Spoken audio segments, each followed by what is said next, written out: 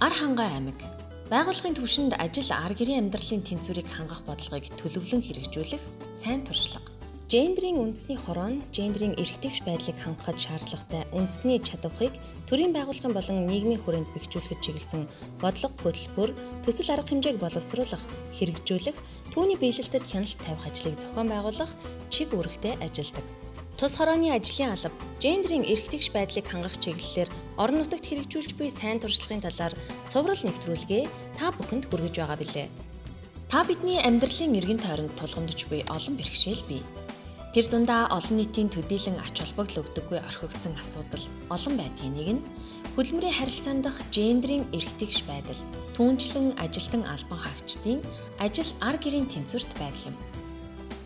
Энэ нөхцөлд алба хаагчдын гэр бүл, ар гэрийн амьдрал орхигддог. Энэхүү нөхцөл байдлыг шийдвэрлэхийн тулд Архангай аймгийн онцгой байдлын газар нь байгууллагын түвшинд ажил ар гэрийн тэнцвэрийг хангах бодлогыг туршин хэрэгжүүлээд байна. Архангай аймгийн гендрийн салбар хорооноос 2019 онд аймгийнхаа гендрийн бодлогын хэрэгжилтийг эрчимжүүлэх зорилгоор ажил ар гэрийн тэнцвэрт байдлыг анхаарсан гендрийн мэдрэмжтэй соёлыг төлөвшүүлсэн байгууллага шалгаруулах хуралдааныг нээлттэй зарлан хэрэгжүүлсэн байна.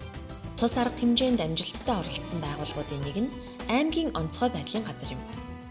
Тус газрын албан хаагчид орон нутгийн сайн дурын бүлгүүд нь үүргээ гүйцэтгэхийн зэрэгцээ гэр бүлийнхээ гишүүдийн хамтаар нийгмийн амьдралд оролцож үр хүүхдээ өсгөх хамтын хариуцлага хуваалцсан яваа өрх гэрийн нэг гишүүн учраас тэдний өмнө тулгамдж буй гендрийн асуудлыг ойлгон шийдвэрлэх нь байгууллагын үйл ажиллагааны нэг хэсэг хэмээн хүлээн зөвшөөрөх явдал байлаа. За энэ ажлын хүрээнд онцгой байдлын газрын албан хаагчдын эрүүл мэндийг хамгаалах, нийгмийн асуудлыг шийдвэрлэх мөн албан хаагчдын хүүхд харах байрыг гаргах гэсэн ийм хоёр сэдвийн хүрээнд зохион байгуулж байна. Онцгой байдлын газрын барилга 2018 онд ашиглалтанд ороход 8 айлын орон сууцтай албаны орон сууцтай баригдсан. Үүний дагуу 7 албан хаагч, томилогдож ирсэн албан хаагч гэр бүлийн хамт албаны орон сууцанд орох ийм боломжтой байгаа. За шилжиж ирсэн болон ар гэртэн дэмжлэг үзүүлэх зорилгоор ар гэрийн ажлын байраар хангах тал дээр бол анхаарч ажиллаж 3 албан хаагч бол ар гэр энэ ажилтай болсон байж байгаа. За мөн хүүхд харах үйлчилгээний байрыг бас гаргасан байж байгаа. За энэ хүү өрөө маань 2-оос 13 насны хүүхдийг хүлээн авах хүчин чадалтай байгаа. Албан хаагчдын маань ар гэр эхнэрийнх нь гадуур хөөцөлдөж явах энэ ажил энтрийг сайхан хөнгөвчүүлж өгж байгаа гэж бодож байна. Хүүхдүүдийн хөгжил маш их бүтээмжтэй болов уу гэсэн бодлоор санаачлаад өөрсдийнхөө боломж бололцоогоор энэ өрөөгөө хөгжүүлсэн.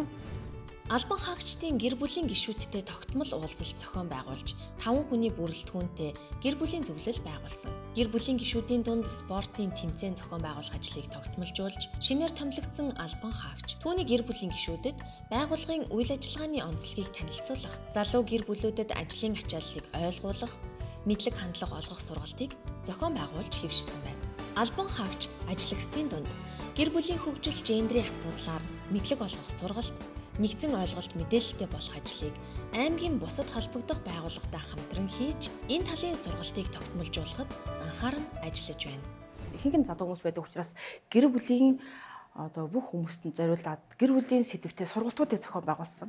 Энэ сургалтууд маань болохоор зэрэг залуу хүмүүс бие бинийгээ ойлгох, бие биенийхээ ажлын онцлогийг мэдрэх, тухайн хүний хоёр хосын хооронд эвтэй найртай эерэг харилцаа үүсгэхэд бас энэ сургалт чухал хувь нэмэр оруулсан гэж бас үзэж байгаа. Албан хаагчдын нийгмийн баталгааг хангах, ажиллах, амьдрах нөхцөлийг сайжруулахын тулд 2018 онд 25 айлын орон сууцыг ашиглалтанд оруулсан.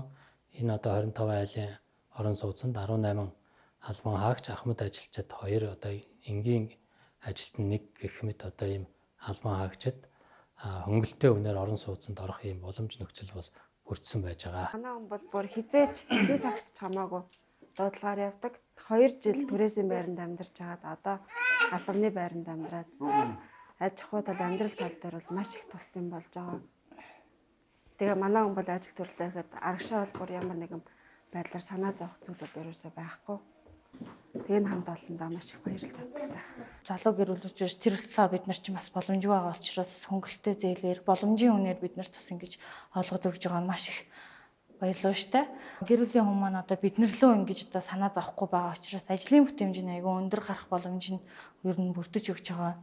албан хаагчид маань гамшиг осолд ажилласан тохиолдолд өөрийн одоо эдэлж хэрглэж байгаа хувцсыг угаах одоо угаалгын өрөө мөн усанд орох өрөөг бол гаргаж тохижуулсан байж байгаа. За мөн одоо энэ дотоод журмандаа стрессгүй одоо ийм орчинд ажиллаж амьдрах гэдэг ингээд дотоод журмандаа оруулж өгсөний дагуу сауны өрөө усанд орох өрөө мөн алжаал тайлах өрөө гаргаж өгсөн байж байгаа.